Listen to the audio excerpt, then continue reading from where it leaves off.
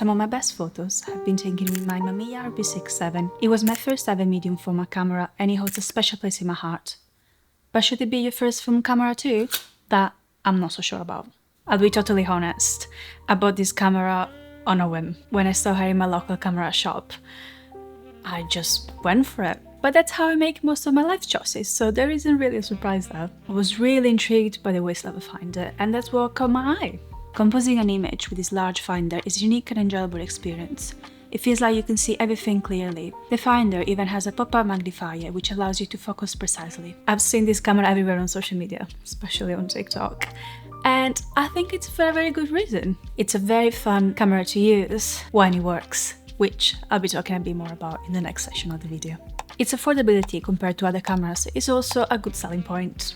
You can easily find this camera in good working condition for between £500 and £600. Prices fluctuate depending on the accessories included and the cosmetic wear. Considering the quality and the build of the camera, I think it's a good price these days. We all dream about Hasselblads, at least I do. But those are scary investments, especially if you never owned a medium format camera before.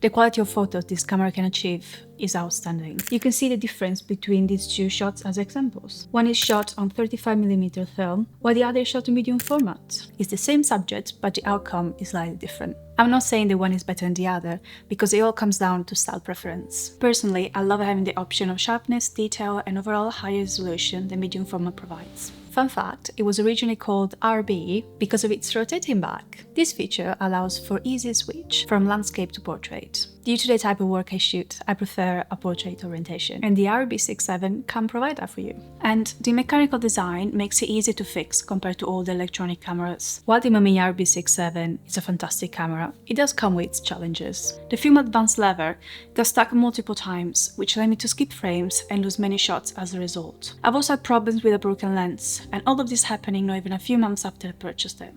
And another thing to keep in mind is the limited frame count. You only have 10 shots per roll, due to the 6:7 ratio. As a result, you need to be very selective with your shots.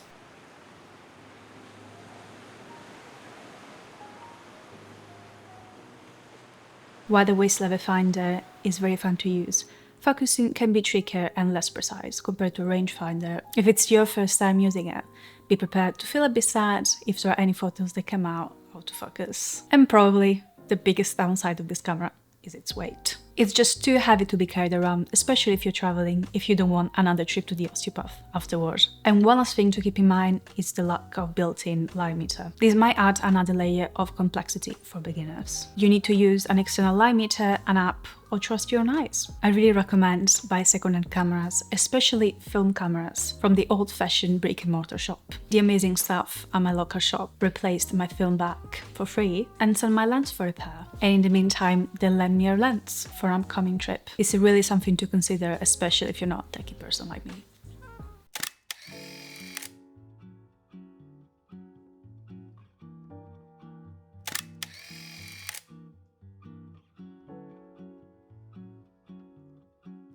This may sound like I'm regretting to have bought this camera, but I actually don't. The challenges this camera brought taught me so much about photography. I've created some of my favorite work on it, and it really taught me a new approach to photography. The process required a lot of patience, making each shot count. It also improved my composition skills, as the slower shooting process encouraged me to really be intentional about my shots, and because also it's very expensive. Overall, using the Mamiya RB67 it's been an amazing learning experience that has made me a better photographer. Even when I shoot on digital, I shoot so much less and there is more intention behind every photo. If I could go back in time, I'd probably choose something lighter and more beginner-friendly, like a Fujifilm GA645 or a Mamiya 645. You could also look into Yashicas or Bronicas as well. My dream camera is the Mamiya 7, and I mean, whose isn't? But unless you have a big budget to play with, I wouldn't recommend it as a first-time camera. Sure, you could still resell it for what you paid for, but that's a lot of time and effort that goes into it. I don't want to sound dramatic, but after this experience with my RB67, I needed a camera reset. So I went back to my local camera shop and I got myself a Contax T2. Obviously, this camera couldn't be more different. And in my defense, it was a very good deal, so I don't feel too guilty about it.